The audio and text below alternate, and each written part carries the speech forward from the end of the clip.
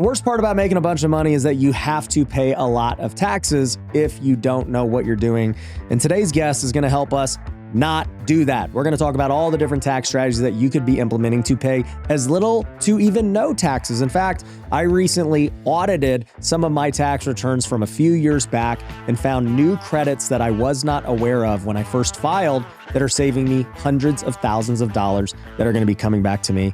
So today I've got Greg Taylor from Taylor Tax Strategy. What's up, man? Hey, thanks for having me. Yeah. And then we've got, of course, The bald guy.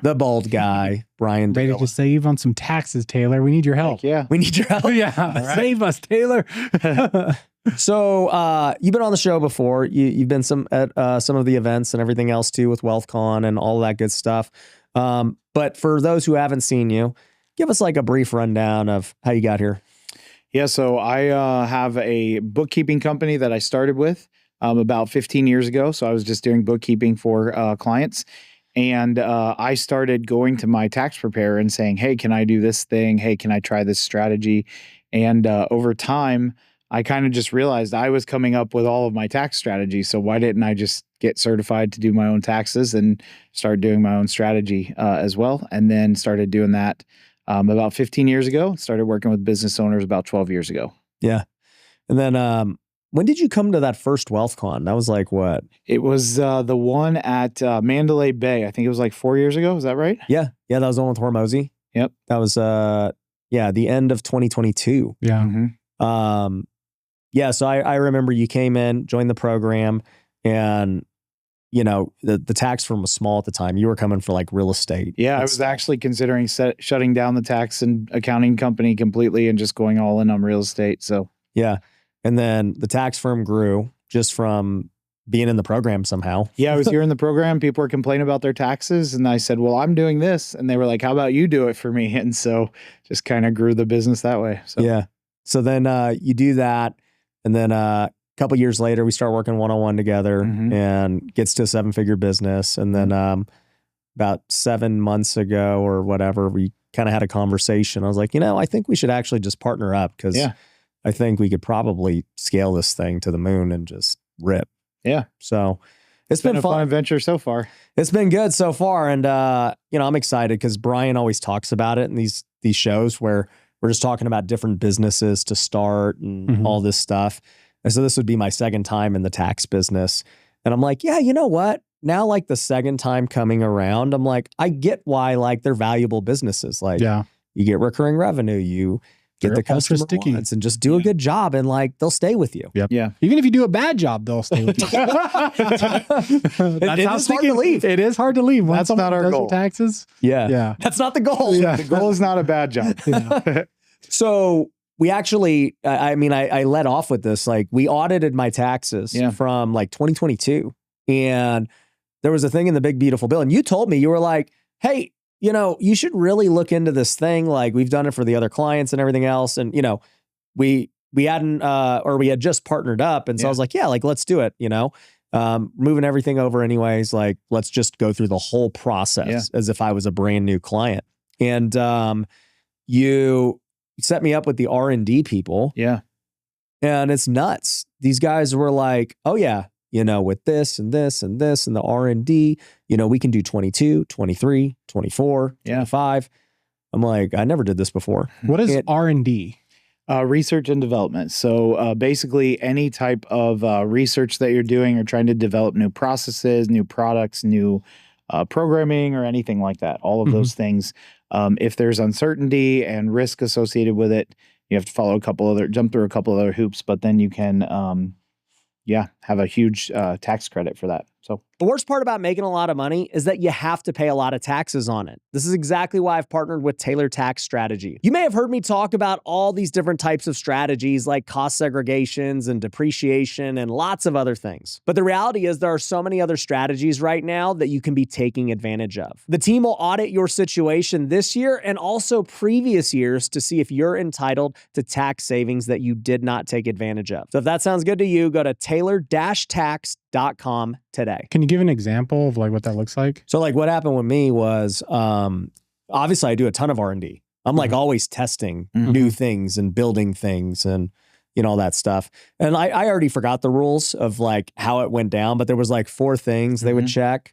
And then basically like any money that you spent towards that, and most of it's labor, by the way. Right. Because like your software expenses and stuff are relatively small compared to labor for R&D and development. And it was like, on average, like 10% of that labor gets to go back as a credit. So if I spent, which I have, millions of dollars in labor towards R&D over these years, if I spent $3 million, I would get a $300,000 tax credit, right? Not a write-off, a credit. What's the difference between a credit and a write-off? So in that scenario he just gave, if he owed $300,000, he would now owe nothing. So a credit reduces your tax bill. But doesn't a write-off reduce the tax bill? A write-off reduces your taxable income. So so like a $300,000, if you made $1 million, $1 million and you have $300,000, you go down to $700,000. You still pay tax on $700,000. Exactly. But if I made $1 million, and let's say my tax bill was $300,000, right? The $300,000 credit wipes the entire thing out. Yep. Damn. That's why it was huge. I was like, this is crazy. Well, and it started as a text. I just texted you one night and I was like, hey, did you do R&D credits? And you were like, no, what's that? Yeah. I never heard of it. That's funny. I was talking to one of our tent makers, Steve. He has a tech business and stuff. He's like, oh, you don't do R&D credits? Like, we do it every year. We've been doing it forever. I was like, dude, I do a ton of R&D. And we just never did it back then. Dang. So, I mean, it may or may not help you, in the wholesale business. Yeah. Like, I don't know. But some of the listeners. Yeah, for sure. Some of the listeners. Like, who would it help? Yeah, so it's really like that. Like I said, you have processes that you're improving. You have new products that you're developing. So even your product with the Bible figures that you're working on, that would be another R&D potential credit there as you develop that product and the molds and all those things as well. So so anytime you're developing something new, there has to be uncertainty. So it has to be like, I don't know if this is going to work. That's one of the pieces. And then another big one is technological. How does it work? Like, let's just say someone's listening to this and they're interested to see if it works for them. How do they like get started, or how do they like check? Yeah, the best way, honestly, if they just want to check on their own, would probably be honestly Google or Chat GPT. Just say, hey, ask me the questions to see if I have R&D, if I have anything eligible for R&D in my business. Yeah. So, but they should be able to talk to their tax person about it if they have anybody who's doing strategy with them. Okay. If not, they should call me. Yeah. Taylor-tax.com. Yep. It's probably in the description. No, I mean, look, I used to own a tax firm and we didn't do it for me. And like, I would imagine that most people are not doing it for themselves. I never heard of that before. Yeah. I've heard of and I don't hear any like gurus talking about it either. Yeah. Cost seg, everyone talks. Buy real estate, do a cost seg. I feel like that's like the most advanced real estate it's the most strategy. Yeah. That's what they all do. That's what they all say. They all preach. Buy real estate. Someone needs to be a real estate professional and then do cost segs. Yeah, I'd say for you, if you developed maybe your own AI that was somehow evaluating properties that you were going to bid on, wholesale, or even some kind of, proprietary AI that would allow them to get a potential offer, like by filling out something on your page, like fill out their information, then get an offer. If you developed something that was newer or different than what's already out there, then that could potentially be an R&D angle for somebody like you as a wholesaler. Interesting. Yeah. Yeah. So, R&D wise, that for me, I was like, bro, you just put hundreds of thousands back into my pocket. And just for anyone listening, the process as well. Who's the company that like we're outsourcing? Yeah. So I send it to ADP. Yeah. ADP. So it's just the payroll company, ADP. And they have like this whole system they used for them to like stamp and verify and to back it, because it's not like, Greg's over here just like, hey, Brian, oh, you got $1 million in I think let's do $1 million. Yeah. No, I never make up the numbers. Yeah. But ADP, they're going through it all right now with Noel and stuff. Yeah. They asked Noel for all the payroll records. Yeah. But like our preliminary stuff of everything we talked about, they're like, oh yeah, this is significant. Yeah. Okay, that's cool. Yeah. What are other big write-offs or big strategies people can use to get their tax bill down? Yeah. So as we mentioned, difference between credits and deductions. The other big credit that's still out there, if you have business property, which includes Airbnbs and rentals, if you are paying for utilities on those properties, solar is still available for businesses. So it's not available on your primary house like that you own, but it is available for business properties. So I have an Airbnb by the ocean. They raise the electric during peak season, like double the rates and stuff. So I can just put a couple solar panels there with Oh, wait. I was thinking it had to be commercial, but you could just do a normal rental. Well, an Airbnb is commercial. Yeah, it goes anything that depreciates 39 years instead of the 27 and a half. So Airbnbs are commercial, like strip malls. If you I would have never thought an Airbnb was commercial. It is. So it plays by commercial rules. So interesting. So it still can, but I don't know who would want to put solar on Airbnb. Me, you did? I'm going to. Yeah. Why? Well, it's at Myrtle Beach. It doesn't seem like it makes any sense. It's at the ocean. My utilities in the summer are thousands a month. And so the air conditioning, because people at Airbnb, I'm at the beach. They just got it blasting. They got it blasting. They got windows the door open, windows open. Yeah. Fans going, lights on. And then the utility company there actually, they have what they call peak season, and they raise your rates in the summer and in the winter when the weather is, extreme.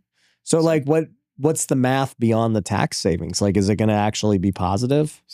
It'll break even on in 15 years on the actual, just the system. Yeah. The system versus the tax energy you would have paid. Yeah. But then the credit is going to be, how much would the credit be? So credit's 30%, but then I get to depreciate the rest of it. So if you bought a $50,000 system, $15,000 crededit, plus 30%, a $50,000. Well, the depreciation of the difference. Yeah. So the 35 would then be depreciated. So yeah, a lot of times for those type of things, it's more of the wealth building. If I sell it and it already has solar on it, that's going to be more attractive in that area. So it adds to that value and builds wealth. And even if I just break even on the year and get the tax credit. Got it. Davila, you want to go put solar on your Joshua Tree house?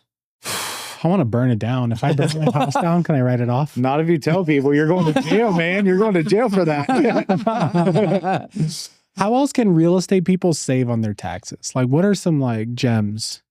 So, I mean, you mentioned cost seg. That's always going to be the biggest for Explain a cost seg for those who don't know what it is. Yeah.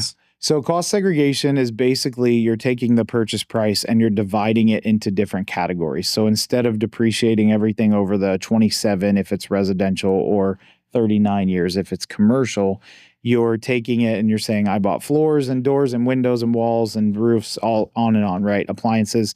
And so some of those things, for example, appliances depreciate over 5 years. And the rules right now with the IRS are anything that depreciates 20 years or less, you can effectively expense it all. You can take the full amount of it in the first year. Mm-hmm. So you can buy, I had a client as an example, and they've given permission for me to share this. So they are both physicians. They bought a $1.5 million beach condo and wrote off 100% of their income last year. They saved $150,000 in taxes just by that one property. So because they did the cost segregation and split that up, and then all the bonus is then taken off of their other income. So yeah, I cost seg my portfolio and I got a $950,000 tax write-off. Yeah. So it's huge. It is. But you have to I don't know how it works with the land cost and the building cost, but in California, I get a bigger write-off than my Las Vegas properties for some reason. That's weird. Yeah. I would have thought it was the opposite. I would too, yeah. I thought so. I don't know. Well, it could be where you're not like LA, right? In California. No, San Bernardino. Okay. So maybe land value is there. So there's 3 ways to get your land value. You can either do the appraisal if it has a land value. You can use the tax assessor's value, or you can use 20% of the purchase price as kind of the IRS standard if you don't have other things. The big exception is if it's on the ocean or on a lake or in the middle of New York City, that land value is just really high. So is it so you get a bigger write-off when the land value is higher or low? When it's lower. Yeah. So Vegas, the land value is less for sure. Yeah, that's why I was surprised your California one, because his condo, the land value's 0. Yeah, that's why you do a condo. If you're doing oceanfront, you do a condo because you have no land value.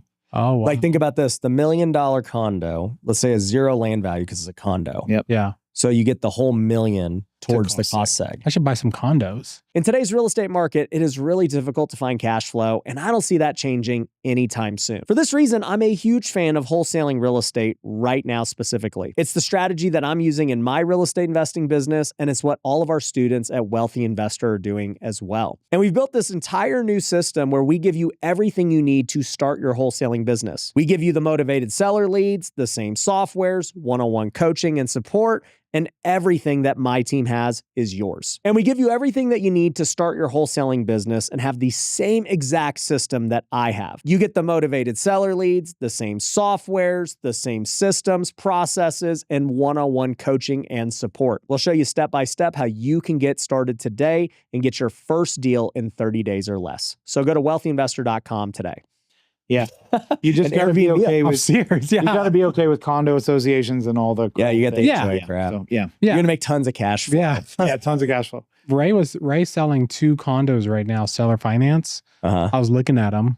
Now it might make sense. Yeah. But then, like, take the same, let's just say it's $1 million beach house, which doesn't really exist, but let's just say, so you get $1 million beach house. In that scenario, it's probably a shack in a piece of crap house. Yeah. The land might be worth $800K. Right. So you only get 200. Yeah. I had somebody come to me. They had bought a $2 million beach house and they were super pumped about cost seg. They heard about that like on maybe our podcast last time or something. And they were like, we just bought this beach house.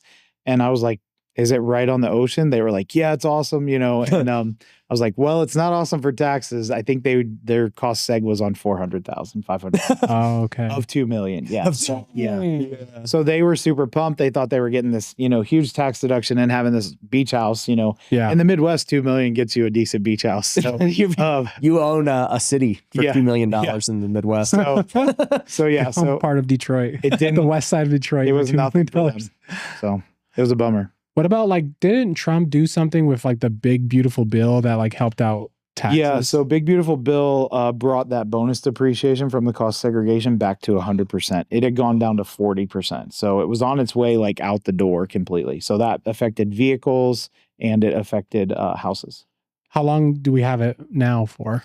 It's technically permanent, but the Congress changes rules all the time. So it's not going to just waterfall. It's not supposed to as of right now. Yeah. That's cool. Yeah, because and for those listening, the cost seg, if we were to use back to the condo, the $1 million condo, let's say you do get $1 million of building value. Mm-hmm. From what I've seen, I mean, it all varies, but you could get 30% of that value as the write-off. Yeah. So it's crazy. You'll get $300K as a write-off. Yep. So these physicians, I'm guessing then they made around probably $400 to $500K. They made 500. It was $1.5 million condo. So they got a $500,000 write-off. Dang. That's how they got to zero. Yep. That's how they got to zero. So, yeah.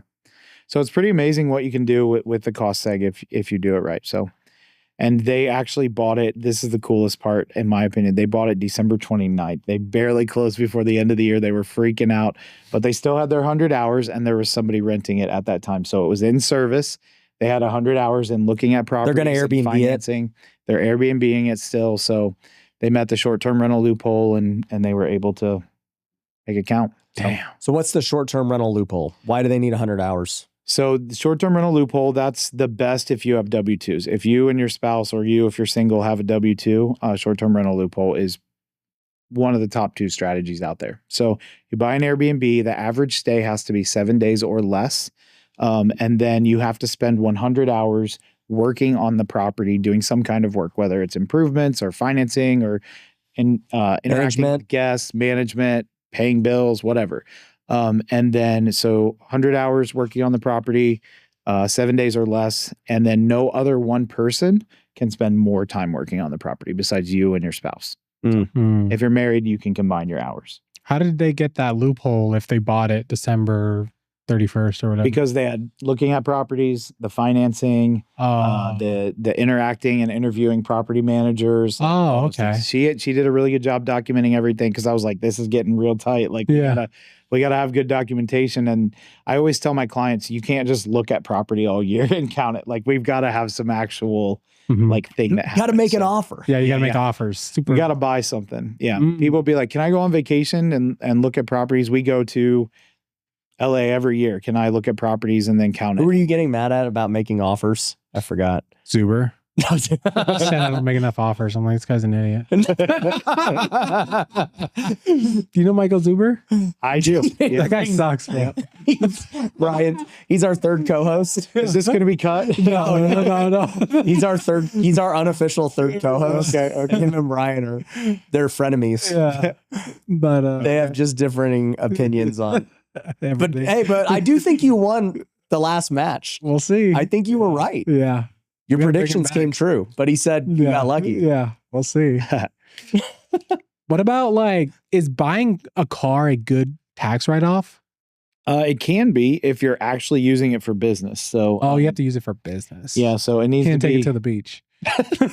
Your beach house, your Airbnb. Yeah, you can drive it to your Airbnb. Okay, that would count as business miles. So, my big loophole with that is buy it at the end of the year, like December 27th or something, and just use it 100% business that year.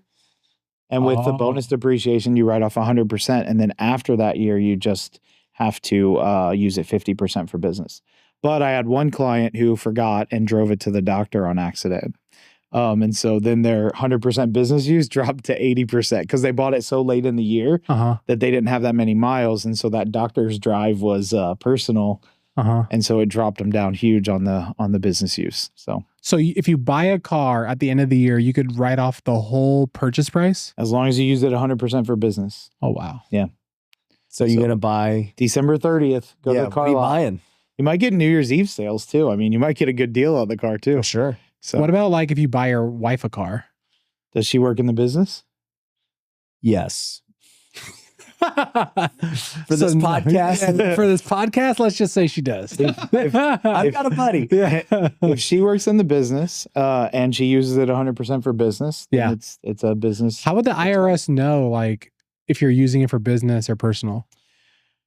Well, the short answer is they won't. But if you get if you get audited, they're going to ask for documentation. Some kind of proof, like if that car is always driven by your wife and there's kind of ways to verify that or see that, maybe tolls or all these other things. So I was just speaking earlier and I was sharing with people, there's so many good strategies out there that you really don't have to like finagle the certain ones. Like there's enough out there that if you just stack them up, you can get there. Oh, really? So, yeah. Nice. So obviously we're talking about tax write-offs and, different things you can do. And I know there's a lot of different strategies. What are some of the biggest mistakes you see when business owners come to you that they're just not even aware of that are happening, when you dive into the books and their returns and all this stuff? Well, one is that they don't have all their expenses categorized. So I won't call anybody out. I won't call anybody out here, but that's probably everybody, bro. It is. It's a lot of people. So they're like, here are my here are my bank statements. Yeah, figure it out. Yeah, that's exactly right. And they don't remember. They don't remember what it is. I'm like, what'd you buy here? They're like, I have no idea. So that's one. Just spending an hour a month, like making sure you document those things can be really easy. I actually have one client. This is a lot of due diligence, but he literally takes a picture of every receipt and uploads it to QuickBooks Online, and then it puts that receipt with the transaction. It matches it up through their AI, and so he has every receipt in there. So that seems like a lot of work. Do people still need to keep receipts? Because I see people do that, but I've never kept a receipt my whole life. If you get audited and they want to give you a really hard time, the receipt can be useful. A lot of times you can produce proof in other forms, but if you have the receipt, one of the things that happens too with a lot of receipts is they fade, right? Like as they get older. So it's kind of a gray area. So that's so lame. I agree personally. Yeah. I've been audited. Did you show receipts? No. Yeah. Invoices probably. Yeah. I mean, we had documentation, but no, like I didn't have no physical receipts. You didn't have the Qdoba. Yeah. I didn't have my box of receipts. Yeah. So that's crazy. Yeah. Any of the audits I've ever gone through with clients, we haven't had to produce like actual receipts. But if the auditor wanted to be, why are people so scared of an audit? Like I wasn't scared. I'm like, bro, freaking we're doing things right. Like everything we do has a justification. Yeah, I think they're afraid that they did something wrong or they didn't know what was happening, and then they're afraid they're going to go to jail. A lot of people think I get a letter from the IRS, if I don't respond tomorrow or pay everything, I'm in jail the next day, and that's just not typically how it goes. I mean, the biggest, most famous example is Al Capone, right? He went to jail for tax fraud, tax evasion, that kind of stuff. But they couldn't get him on anything else. Like this was kind of their last ditch effort of like how to get him, but they couldn't get him for murder. Yeah. Exactly. Yeah.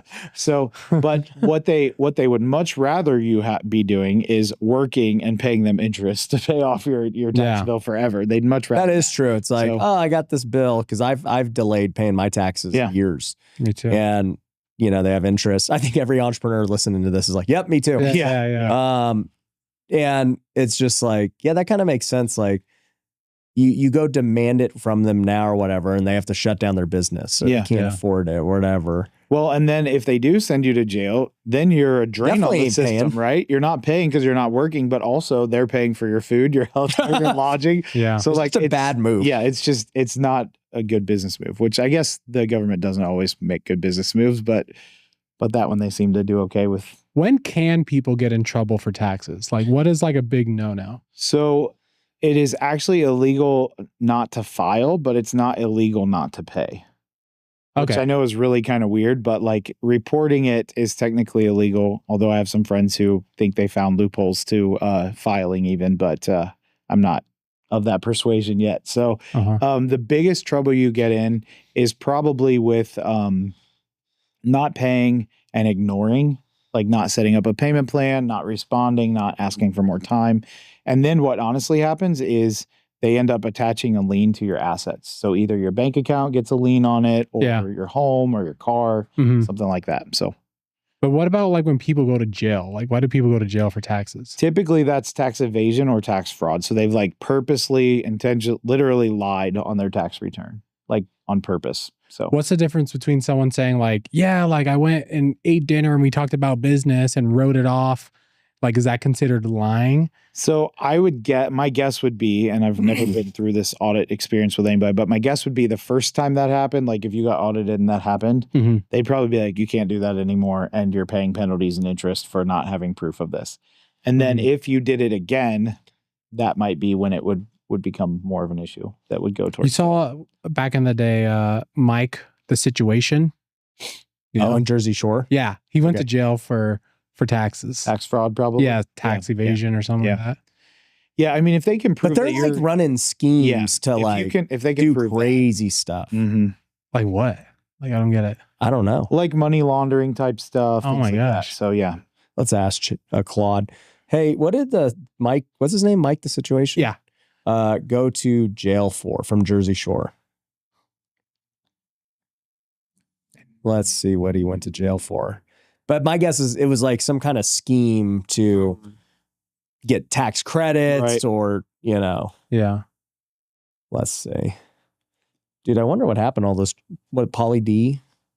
He's still around. Yeah, he's a DJ. Yeah. Okay. Claude's like, why are you asking this? We've never seen you ask about this guy. Nobody's asked what about is this your guy in a long intention time. with this information? Yeah. You thinking about doing something? While we're waiting on Claude, one thing that a lot of people don't know regarding credits, some credits can be sold. Really? So like you could get Ryan could take his R&D credit and sell it for like 80 cents on the dollar. Oh, if I didn't need it. You can like assign it. Yeah, if you don't need it. You could assign it? We can wholesale tax credits? Wholesale tax credit. Only one time though. That sounds illegal. There's only one seller. I don't know if you can wholesale them. Oh, okay. But you can sell your own credit. You can assign your own credit. Oh, okay. One time. It can't be multiple. It can't change hands. Oh, that's cool. So you just got to find someone that has like a massive credit that doesn't really need it. Is there a market for that? There should be. There should be. That should be my next business. I mean, maybe we can start that one up. Yeah. We'll have to I'll have to research if you can wholesale them or not. I don't know about that part. You could broker them. No, but like, okay, let's just say, but I needed my credit. But like, that doesn't even make sense to me because why would you, I guess if you already had losses and you don't need it. Yeah. Let's say you had also bought, a bunch of rentals, beach condos that year, and you did cost segs on them, and you didn't need the credit. So I already am good. I'm already at 0. I don't need any more credits. Does it have to be for that year, or could you use the credit for like previous years? Can carry, the credits can carry forward. So yeah, that's what I'm saying. But like, you can carry, but can they carry like in the past? Typically, like if you get a credit today, could you put it towards 2022 if someone did? Not if it was a 24 credit. If it was like in Ryan's situation, it's a 22 credit. Oh, okay. And so there's an amendment. I can do it for 22. Yeah. Oh, okay. But he can't use that credit for 21. No, not the 22 credit. Yeah. Okay. Well, actually, according to this R&D, I was talking to ADP about this. They said due to the big, beautiful bill, because I had a bill from 22, and they're like, not only can you take this credit from 22, but you can also apply 23s to 22. Yeah, there was that rule. Yeah, and I was like, did you guys build this rule for me? This is like, I'm like, is this a setup? Yeah, like, because this sounds perfect. But like, what? Why?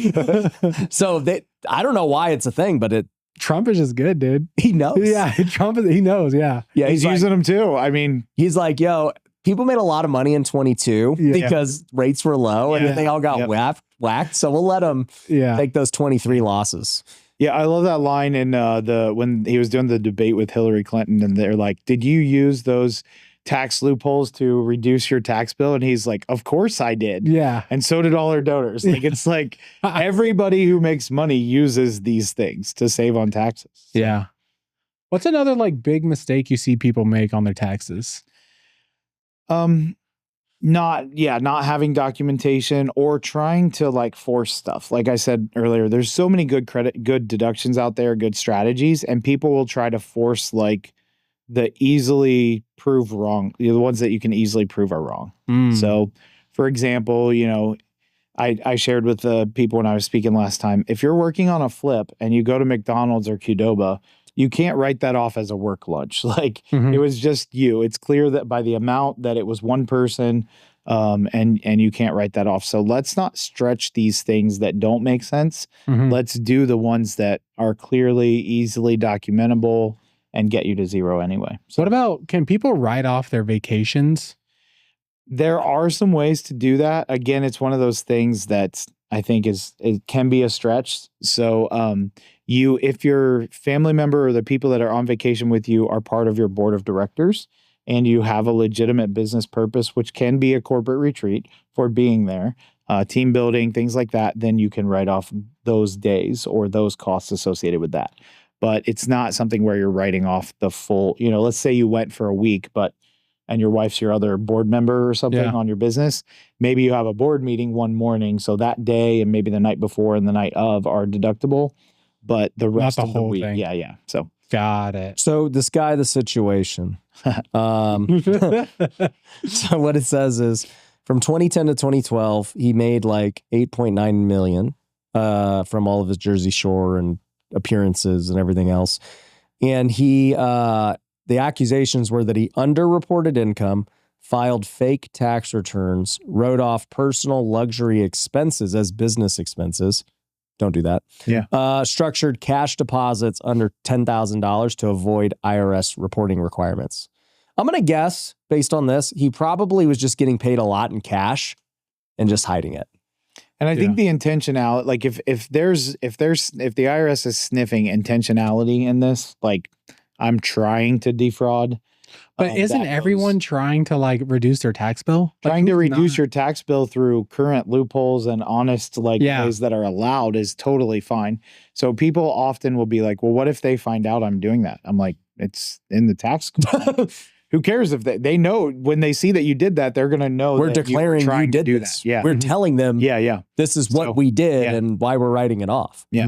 So, but when there's hints of dishonesty or intentional like hiding, then that's when it becomes an issue. Yeah. How do you even file false tax returns? Like, what is that? Yeah. What is that?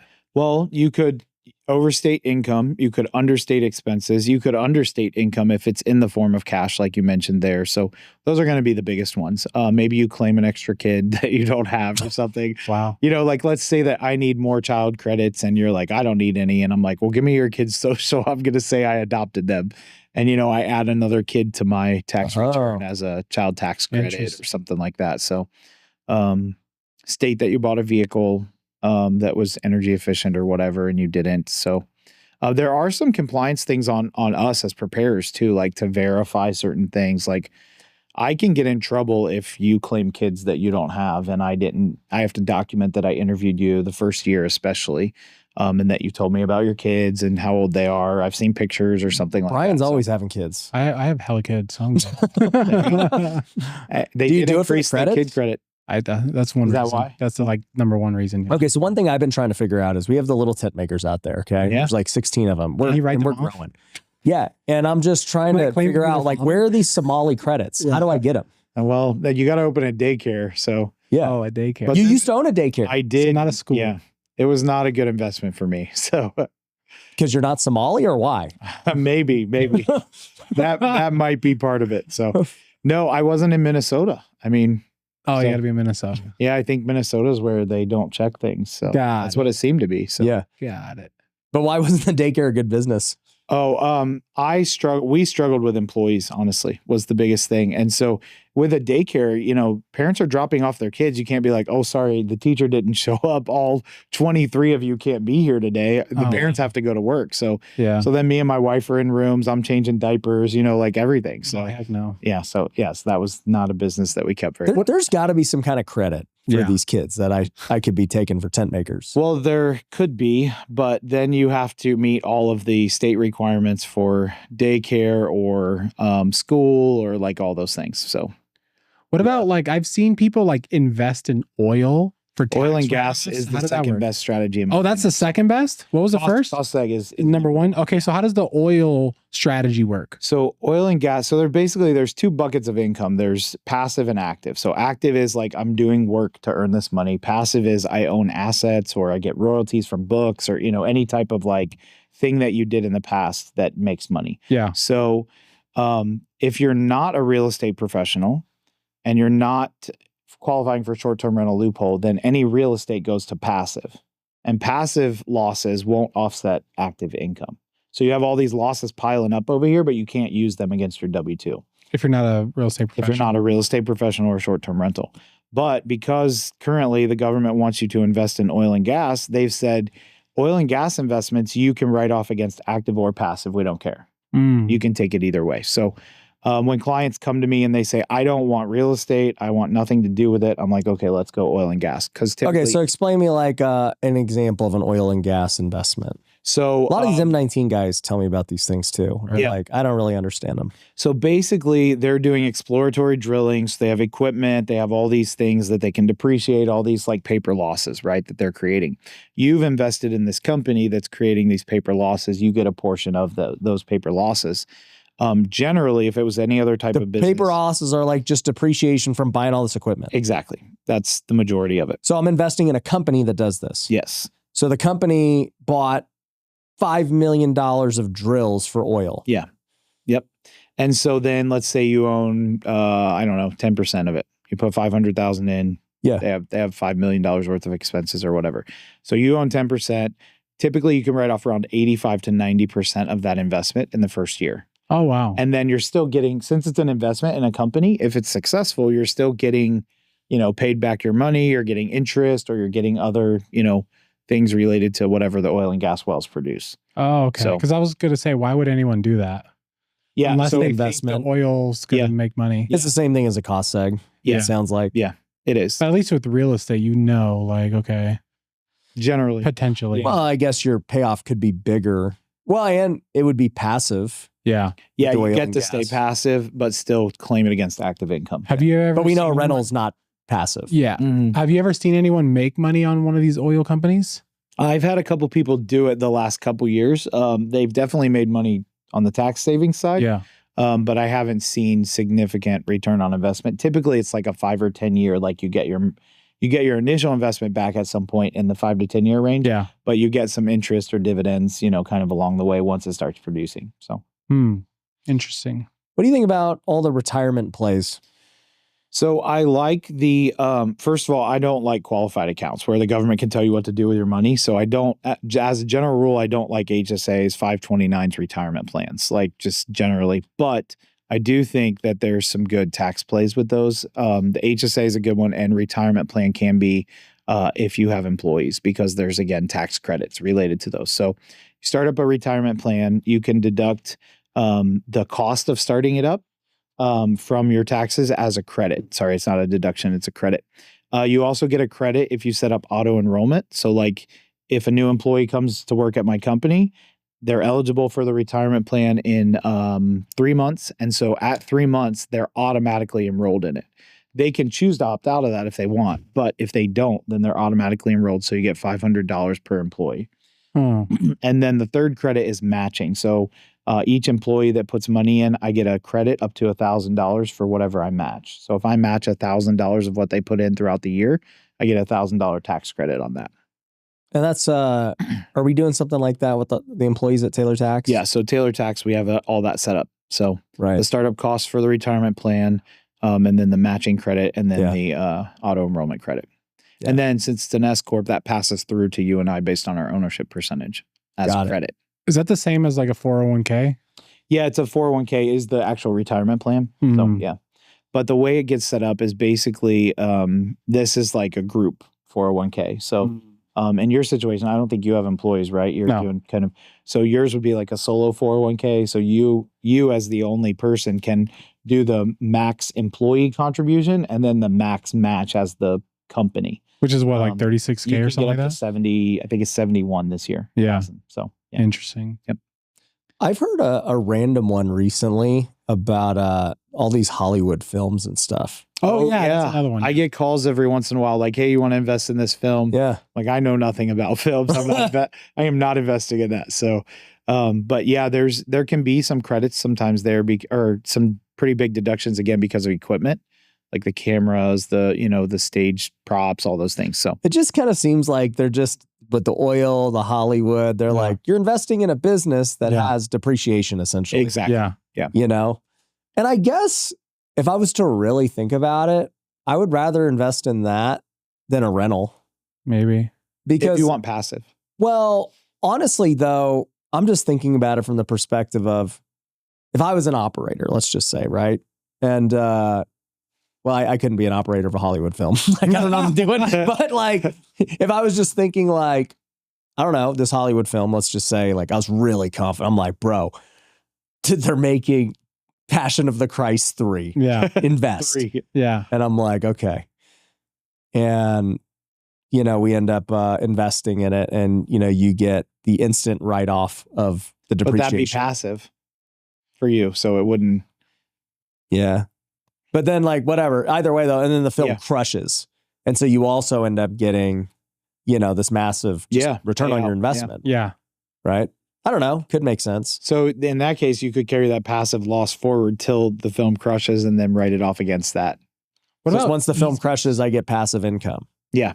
Yeah. What about easements? I got pitched that like a few years ago to invest in like some like rural land or something like that. And then you would be buying easements, or you'd be selling them. I don't know if it was easements. I think it was called something else. It was like swampland or something like that. Do you know what I'm talking about? I don't. There's some sort of thing where you could invest in like, I forgot what it's called, where like the government is like preserving a piece of land. Oh, opportunity zones? No, dude. I wish I remembered, but it was like, let's just say there's like a forest area. Mm-hmm. You could invest in like preserving that area. Okay. And then you get a write-off for doing that. I could see that maybe even being on the state level instead of the federal level, where they wanted to do forest preservation. Something like that. Yeah. And you could get, potentially, I could see a credit for that on the state level, maybe. Yeah. Or even local, maybe. Is there anything else that people, I mean, like, you hear these random little things like the Augusta rule and anything else. Like, if you're trying to write off a major amount of money, is there anything else that really makes a dent? I mean, the biggest dents that don't involve, the thing is with a lot of these deduction things, you're spending a lot, right? So yeah, like you're going to lose your cash. yeah. Like to me, and I've even thought about this with cost segs over the years. And I'm not against cost segs by any means, because it's like, oh, buy a piece of real estate. If you get it undervalued, you would have bought it anyways. Right. And then the fact is you get this write-off today too. Now, granted, if you ever sell it, you got to recapture or 1031 and all this stuff. Yeah. And I'm just like, yeah, I don't really want my hands tied with 1031s because you force yourself into buying bad deals. Mm-hmm. Yeah. And then, or you end up like Brian, you force yourself into buying cost segs. Yeah. And you buy bad deals. Yep. Because you need a write-off. I did that December 23rd thing you said. Okay. Yeah. And you just like, I see it happen all the time. Like, crap, my clock's running out. I got to buy something. And I'm like, I don't know, man. You might want to just pay the tax. Yeah. I'd rather just pay the tax than make a bad investment. Yeah. So with the opportunity zone, though, if you hold it for a period of time, I think it's 5 years. I'd have to double check. But if you hold opportunity zone property for 5 to 10 years, you don't have capital gains. Oh, wow. Because you sell it? Yeah, you can sell it. So you don't have to 1030. Cool. I know there's different. I remember like being pitched that, but then I saw the rules changed. Yeah, they have changed the rules, so you've got to follow the rules for the year that you did it and all that stuff. And they do change the rules occasionally with, Big Beautiful Bill, Tax Cuts and Jobs Act. So they do continue. You know what was funny about Vegas opportunity zones when I was looking at it? What? It's like nice places. Really? Like here is an opportunity zone. I was like, really? And then like where my old house was in an opportunity zone. That's weird. I know. I was like, okay. Yeah, you do have to put money into it as well, and then you have to hold it for a period of time, and then there's no capital gains.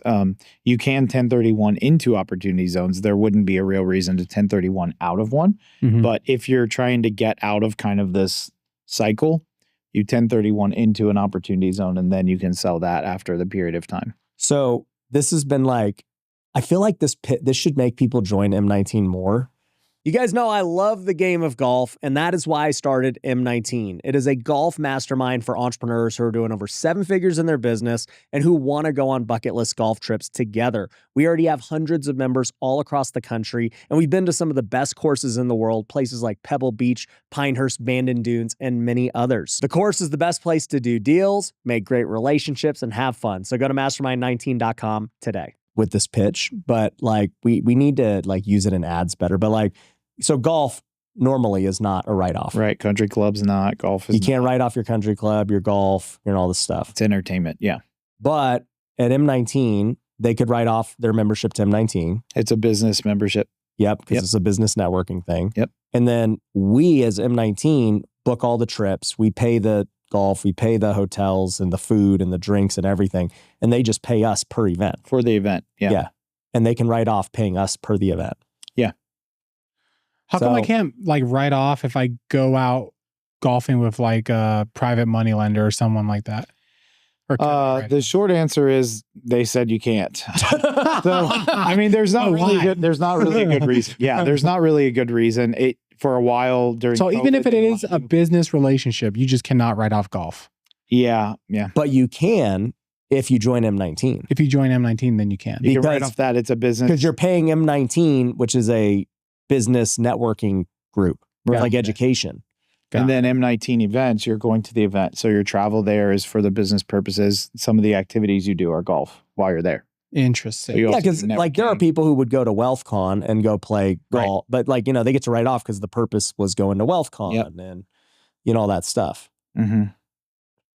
So now if you're selling golf with Ryan, like, do you still do that or? Well, it's now join M19. Okay. Join M19. But when you were doing golf with Ryan, you were selling that and taking people. So then that's a cost of fulfillment, cost of goods sold. For me, I get to write it off because I run a golf business. Right.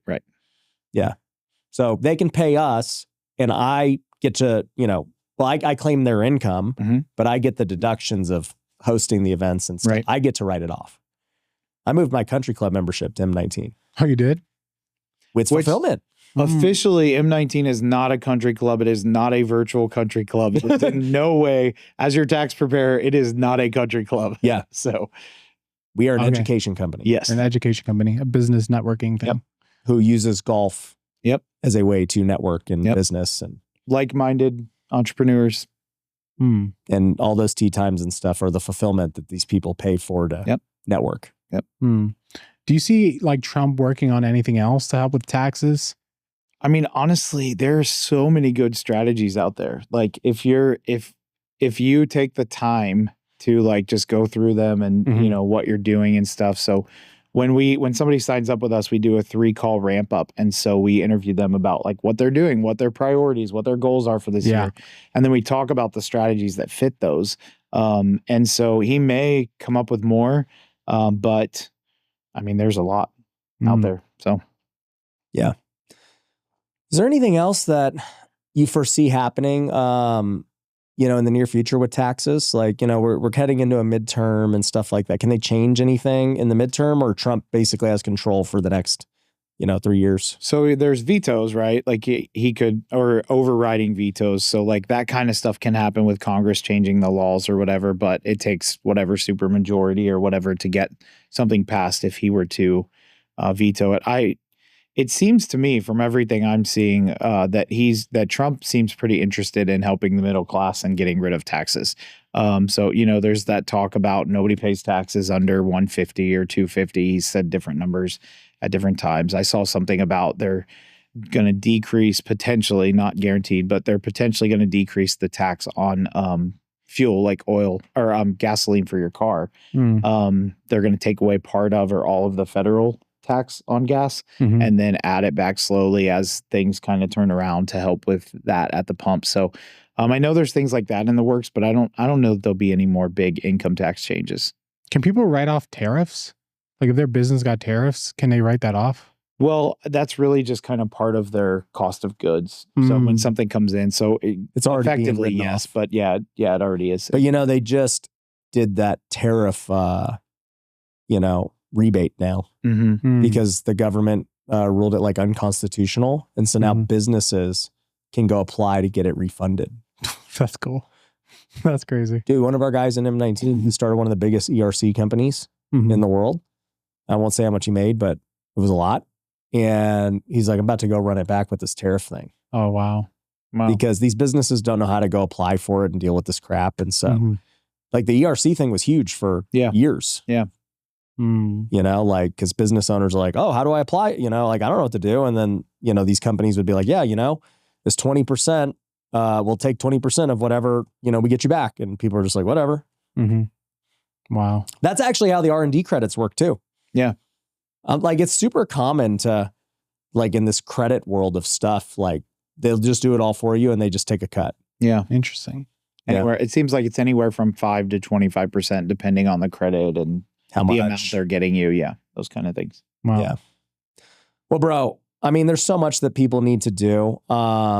If anyone needs help with tax strategy, bookkeeping, tax prep, I mean, you know, we obviously do it all at Taylor Tax, but where should they go? Taylor-tax.com is the best place. We're also on Facebook if you want to look us up there. So, yep. We'll get you started, get you squared away, and get you to just get every credit, every write-off, everything available to you.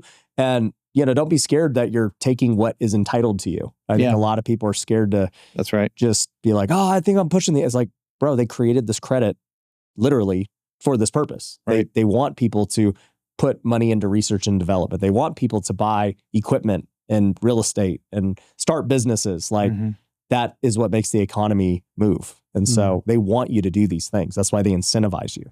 Yeah. And audits aren't scary if you have the documentation. They're really not. I mean, we've had 3 audits in the past 5 years. And every time we got the letter, we sent them the information because we had the documentation. And that's been the end of it. Like, yeah. Cool. Well, guys, go check it out. And if you like this episode, make sure you subscribe and we'll catch you on the next one. Peace. Hey, thanks for watching the last episode. If you enjoyed it, make sure you catch the next episode that's playing right now.